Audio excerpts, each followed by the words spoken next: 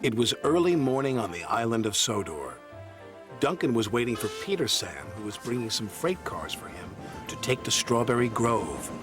Duncan was also to take the headmaster and the new organ. While they waited, the headmaster played a lively tune. Peter Sam had steamed all through the night to bring Duncan his wagons. But as he approached the junction, a low-hanging branch knocked his whistle off. This meant he couldn't work until he got a new one. "I can't run on the tracks without my whistle," chuffed Peter Sam. "That would be too dangerous." "An engine's not an engine without a whistle," boasted Duncan. And just to prove it, he let off a big blast. But the rest of the engines just ignored him.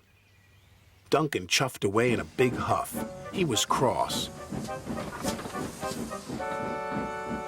"They're jealous of my fine whistle," Duncan huffed as he steamed through the countryside. He whistled at some sheep, but they were too busy eating grass to take notice. "Bah," said Duncan. "I need to whistle louder and longer next time." Soon Duncan approached a level crossing where Elizabeth, the quarry truck, waited with a farmer's prize bull. This time, Duncan whistled as loud and as long as he could. Said the bull. "Stop that nonsense, Duncan," Elizabeth called. Duncan carried on cheerfully down the track. But he hadn't noticed his whistle had come loose. Then Duncan saw Terence plowing a field. "He'll get the loudest and longest whistle yet," he chortled to himself. And he blew so hard, his whistle shot off like a mighty rocket and landed out of sight. Everyone searched for Duncan's whistle, but it was nowhere to be seen. "We're stuck," said his driver. "We can't move without a whistle. It would be too dangerous." "Leave it to me," the headmaster said.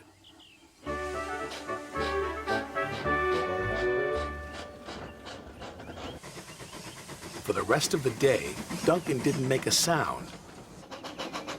But the headmaster's organ did.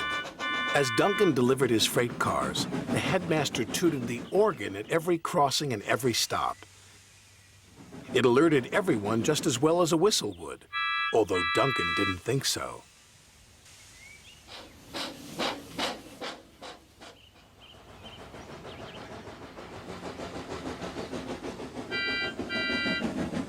Finally, Duncan finished delivering the last of his freight cars.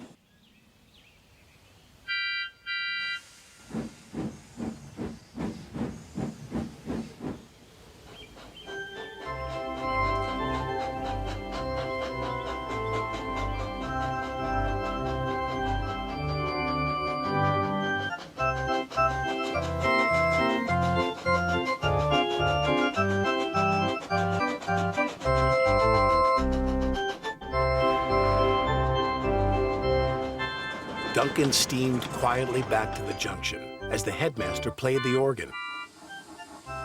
"Look," Rusty teased, "it's Duncan the musical engine."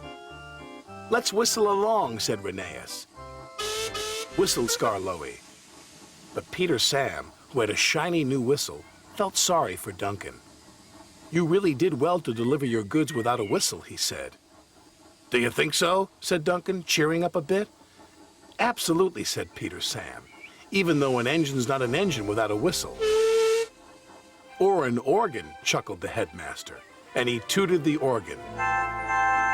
And all the engines tooted back, except Duncan, who just grinned.